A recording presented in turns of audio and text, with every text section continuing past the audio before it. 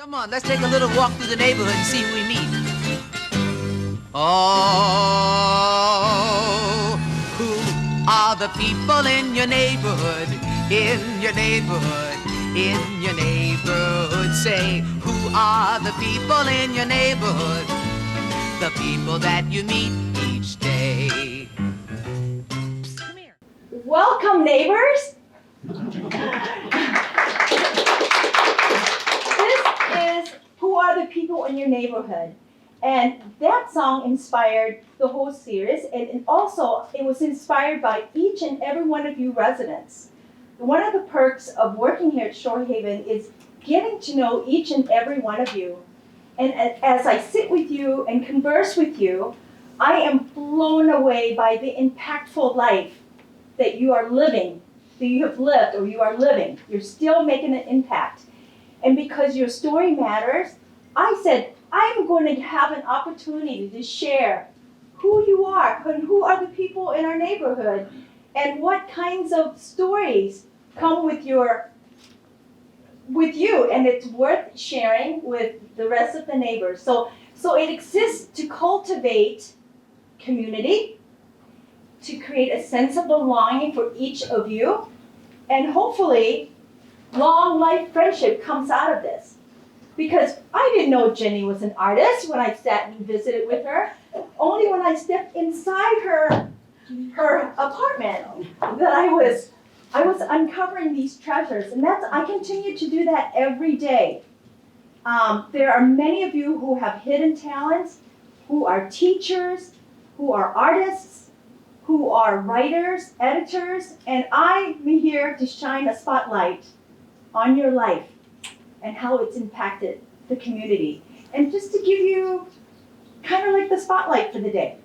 And to endorse and to say to you, your life matters and your story matters. So that's what inspired Who Are the People in the Neighborhood.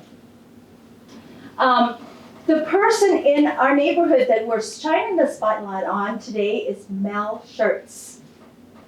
Mel and I had a discussion way back in February when this became an idea.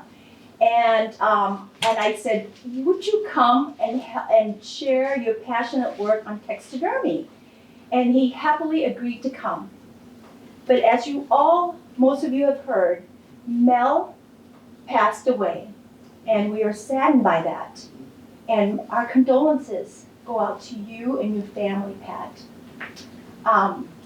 After Mel passed, Bill, his son, came to us and said, I would like to see this program go on. This is important to me to see my dad's work being featured. It's a way of honoring my dad and remembering him. And I couldn't agree more. So here we are. And thank you all for coming. This is an outpouring of how much your friendship to Mel and Pat means to them. And so, Pat, take a look around. I know. This is an outpouring of love to support you at this time. Okay? All right. So, a little background on Mel. I'm not going to share everything because Bill, his son, has agreed to come to speak on his dad's behalf. So he'll have some stories to share. But what I do know about Mel and Pat is that Mel grew up in Texas. And what do you call Texas? Texas. Texas. I don't know if I can say that on the camera. Well, Mel grew up in Texas. Pat grew up here in Oconomowoc, but they met in Chicago, and that's where they fell in love and got married. And they've been married for 59 years.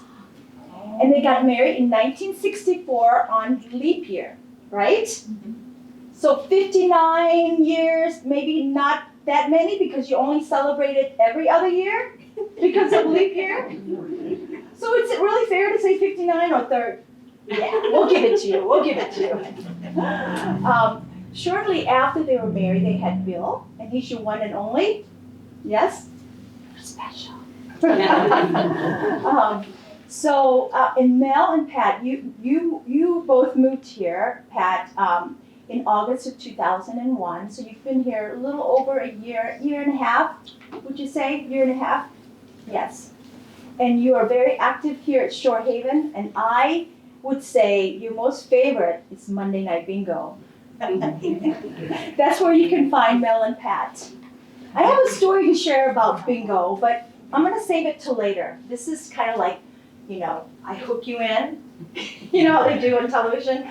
We'll be back later with the information. So I have a cute story about bingo to share about Mel. But right now, I would like to invite Bill to come up.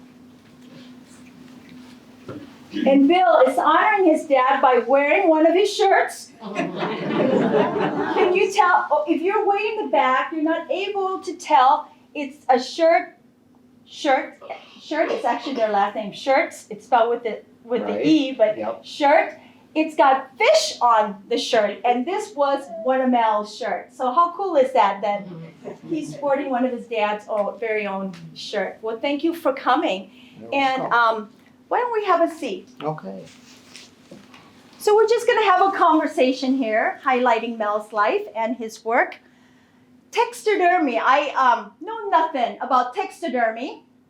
First of all, are you able to hear me in the back of the room? Yes. Excellent. That's due to our tech-savvy staff person, Brent. I just want to give a shout out to Brent right now. He's been camped out here for what, 3 days? Yeah. Trying to hook all this up. So I'm glad you can hear me back there. I did a little bit of research on taxidermy, only because I need to have some background knowledge, but I think all we're going to learn about is from Bill. He's going to speak on behalf of his dad. So taxidermy is arrived from a Greek word. Taxi means reorganizing or rearranging. Derma means the skin. So it's fitting that this form of art, it's a kind of a science art actually, because it involves, animals and things like that. And so it's taxidermy. So that's what that word derived from. It's the Greek word that means rearranging the skin.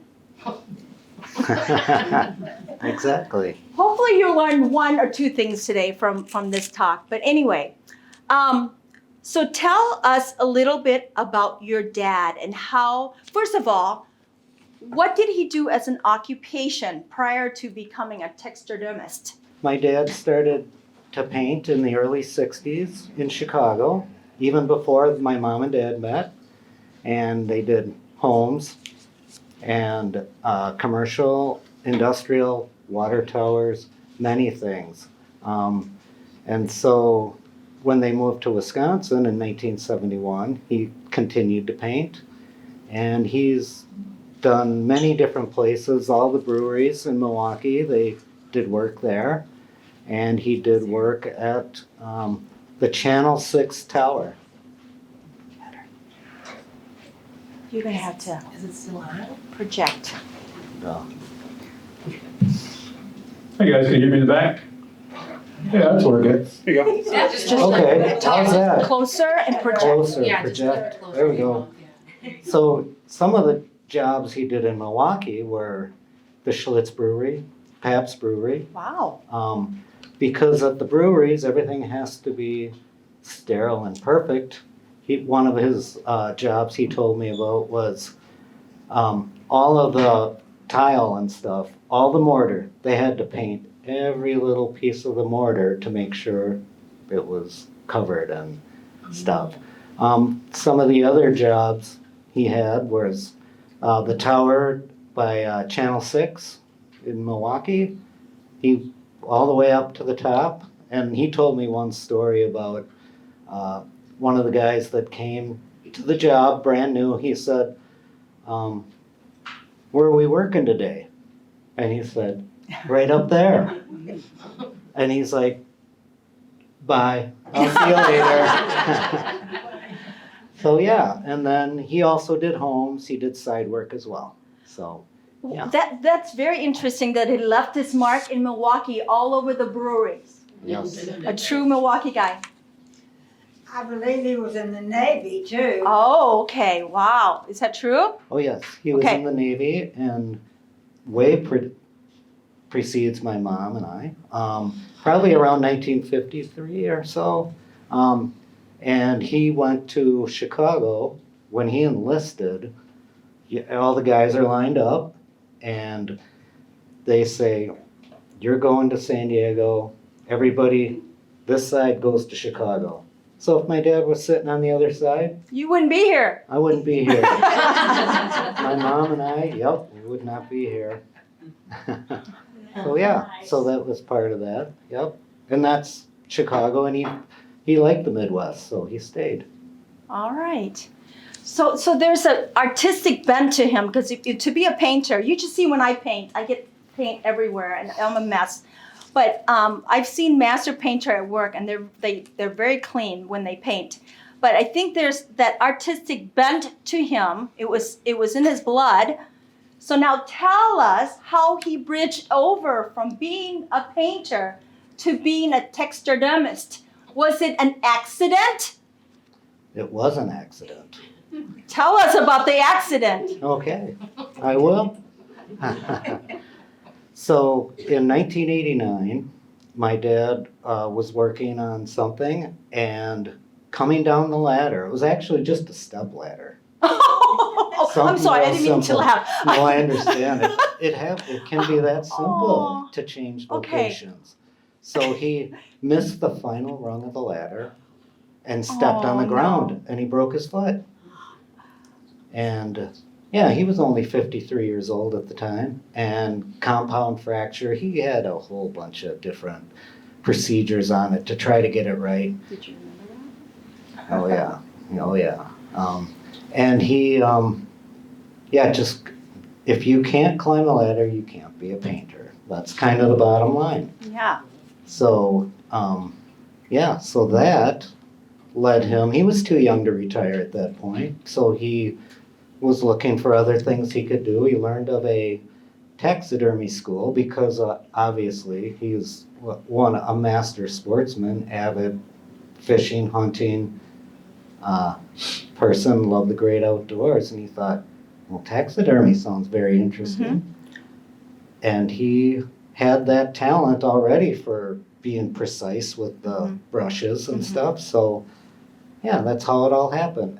They had a cabin in Harshaw, Wisconsin, near Rhinelander. And this taxidermy school was in Boulder Junction, so maybe an hour drive every day. So he headed up there. He stayed at the cabin, which was another one of his great loves, the cottage up north. And I think it was about a maybe 3 to 6 month program. So sometimes you do that kind of thing and you don't necessarily pursue it anymore.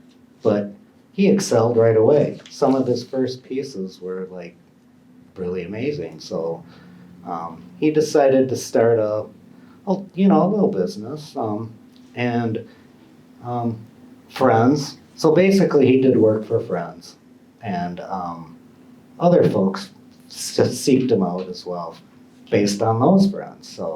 So it's a slow start and it's by word of mouth. Yep. And then through friends. So was the business based out of his home? Yes. Their home? Yes. Okay.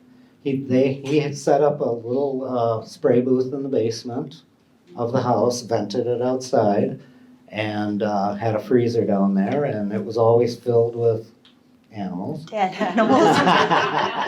What was that like growing up? How old were you when he went into that business? Were you old enough to assist or No. have an interest in it? No, you were little. No, I was 25 Okay, at the time. so later. Yeah. And I think during that time, we lived in Texas. We moved to Texas for a few years. Oh, you did. Okay. And we decided to come back. But yeah, throughout that time, so we talked about it all the time. Yeah. And so the creativity, it was with airbrushes. So, and then the other aspect of it, so these fish, every one of them, that's a form underneath that. Just for styrofoam, really, so to speak.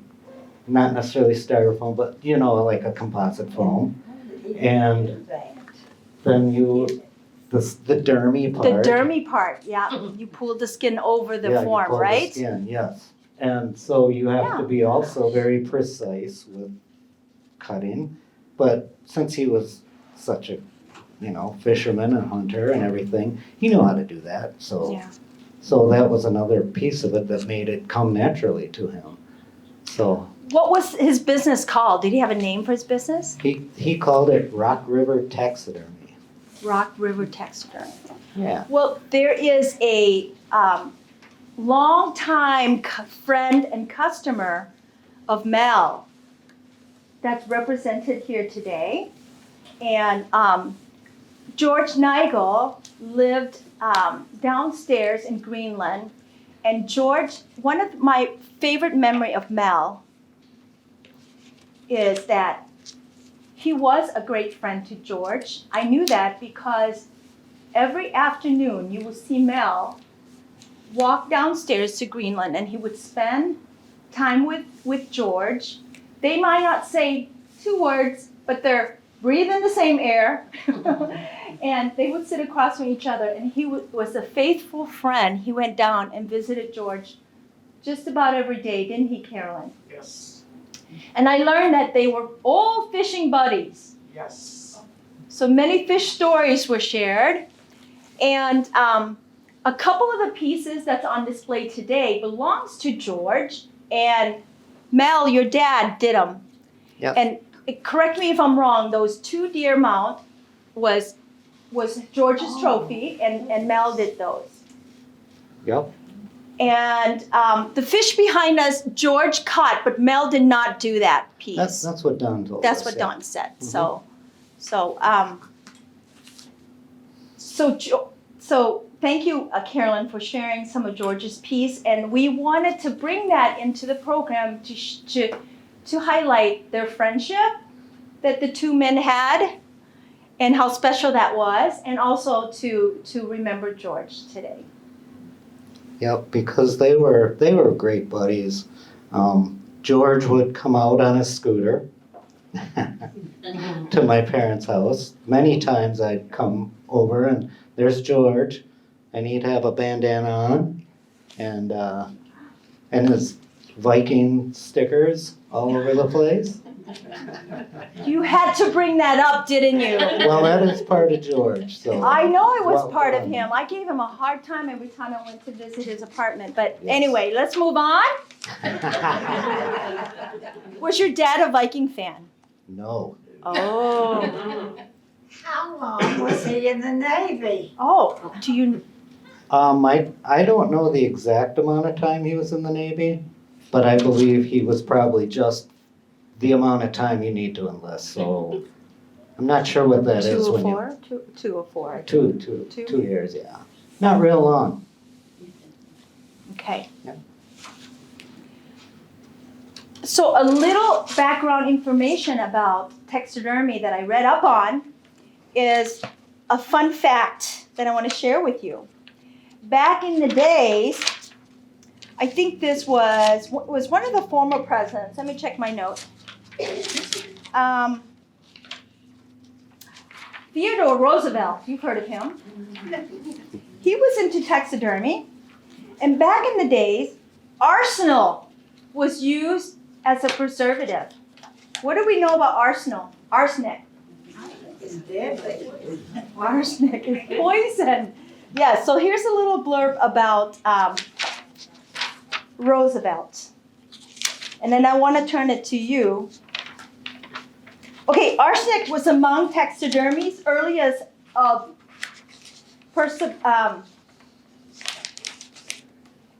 preservatives. Thank you. One of the earliest forms of preservatives was arsenic. As a teenager, Theodore Roosevelt once tried to purchase a pound of arsenic at the store in Liverpool for taxidermy purposes.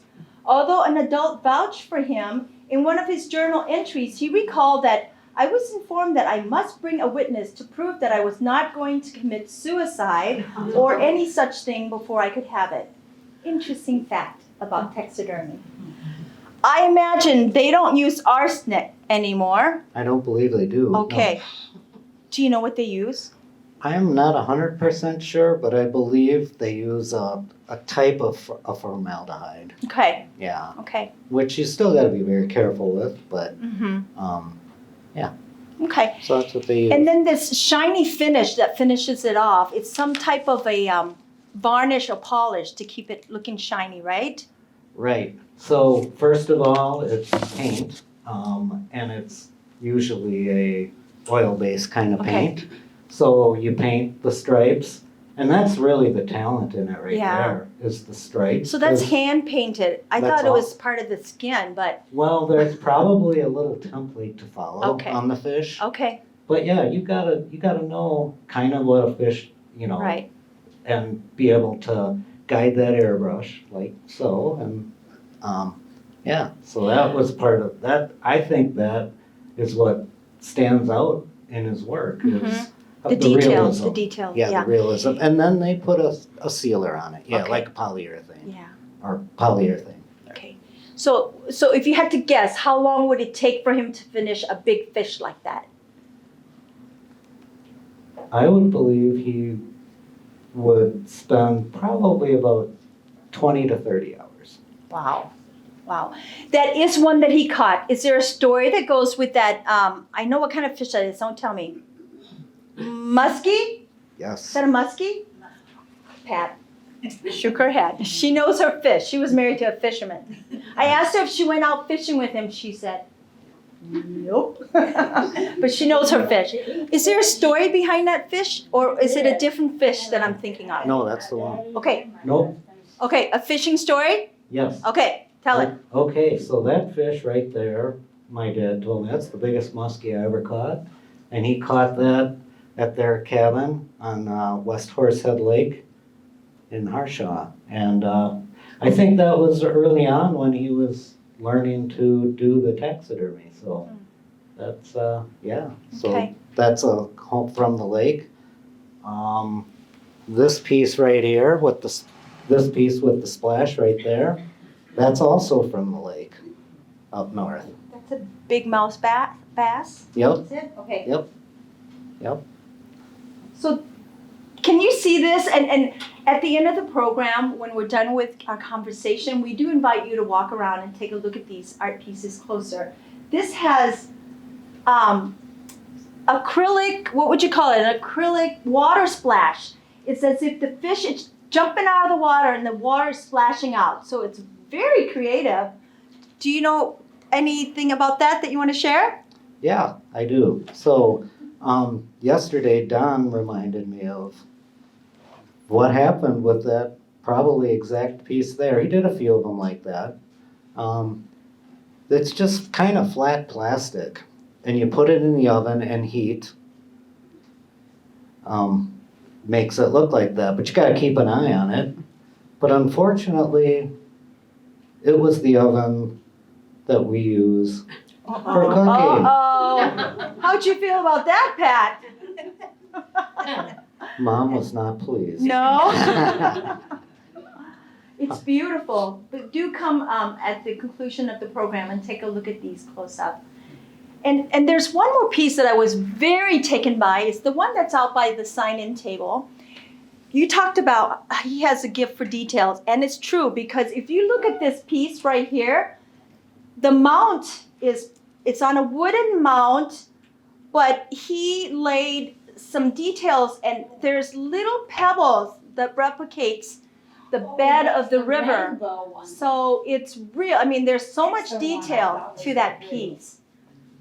You could see how he would be able to spend 30 hours on one of those. Right, Yeah. yeah. And then he refurbished that one right before he moved here. I see. Yeah.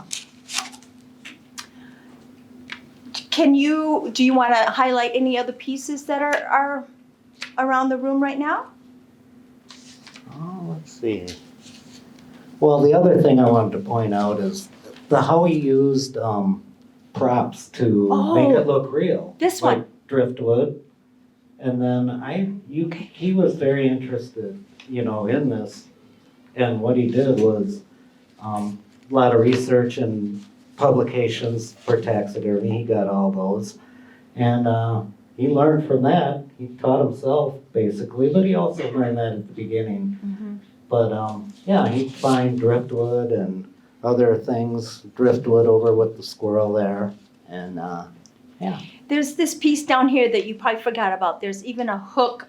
Tell us about that one. Oh yeah, there's the hook there, and so it's all about realism, right? Mm-hmm. For people, when they display it, they would want to have it be kind of like it was part of the habitat. So yeah, and one more story I gotta tell Okay. because his good buddy Al Amy let me know the other day when he was talking with Mom and I, and he said he used to go to Lynxville, Wisconsin a lot for hunting, and he became really close friends with the folks out there and was able to hunt on their land. They actually owned a tavern. So he thought, one of the guys, I'm not sure how this occurred. However, he mounted a northern, cut the head, and put a bass head on that. And that's supposed to be still out there in Lynxville in one of the taverns. And they were hanging out at the bar after turkey hunting, and a guy came in. He goes, "Yeah, I think I caught a fish like that." And my dad said, "I don't really think so." But I don't believe he ever said exactly what it was. I thought you were going to tell the story about when, I think it might have been George and Don shared yesterday how they would take the long way home. Oh, that's Okay. another story. Yeah. Yes. And that's the post fishing. Track back. Yep. They would always take the side roads wherever they were, and they would scout it out, or my dad knew also, because they'd go to a lot of the same places, and they'd stop at the taverns on the way back and just slowly meander their way back home and enjoy their day out on the water. Yep, with a tall, cold one. Yeah. I think they called it the tall boy, whatever that is. Oh yeah, the tall boys. Or they would also, and I'm not advocating this by any means, but they would get a 40-ounce tall boys, and they would have that on the way home. So we do got to tell the truth, right, about everything? So it's so great to hear your laughter as we recall these special memories of Mal. That's a great tribute to him. I was going to turn the table around at this time and see if any of you have questions or a favorite story you remember about Mal. I do. Okay. I was sitting with him in the dining room, and we had just met, and he said, "I like you." And you know, it was so nice, and it just warmed my heart. I will always remember that. Yeah. He is a very friendly guy, isn't he? Uh-huh. Yeah. I'm just curious, all artists sign their work, so does he sign the back of them? I don't believe he did. Yeah. He may have for the ones that people, that he did for people, Okay. but I don't know that he did. He never wanted to be in the spotlight, so perhaps maybe that's why he didn't do it. But yeah. But Ginny, I agree with you on that, because he would meet somebody and his smile and his demeanor, yeah, he made people comfortable, and became fast friends with many people. And many people here at Shorehaven, they were instantly part of the community here. So, yeah, it was really nice. Well, what drew me was the display of the fish right above their mailbox by their apartment. What a nice display of his trophies, and I always admired it. And if you walk down to the first floor, you would recognize it too. He always had his grouping of fish there. And lo and behold, you can imagine how I felt once I stepped inside that apartment. I'm like, whoa, there's more in here. We must showcase your work. So that's where that came from. So it was a nice surprise to see what was in it. He's very talented. Right. Why was it important, Bill, for us to still keep this program today, even though your dad's no longer with us? Why was that important to you?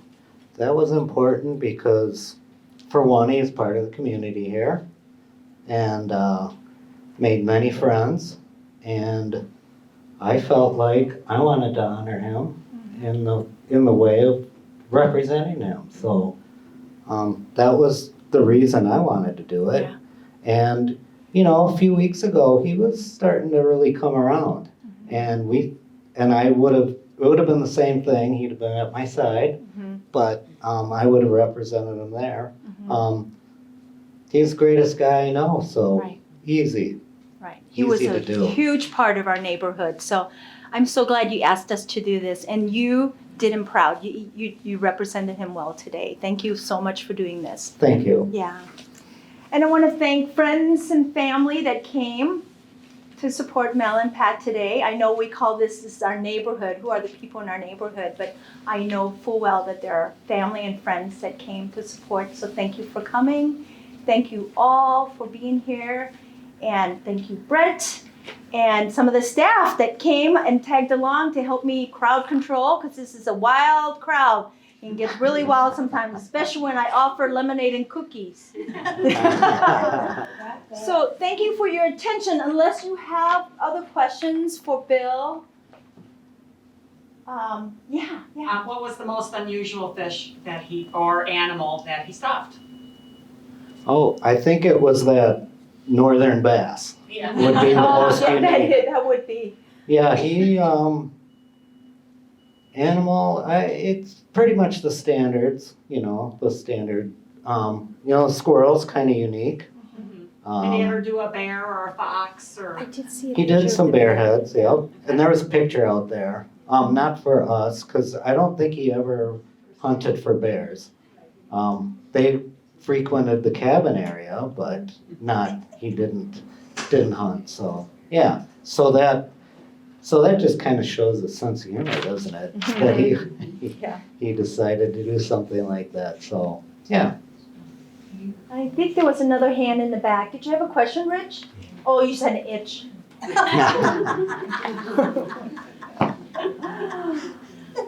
All right. Well, thank you again for your attention and for your time. And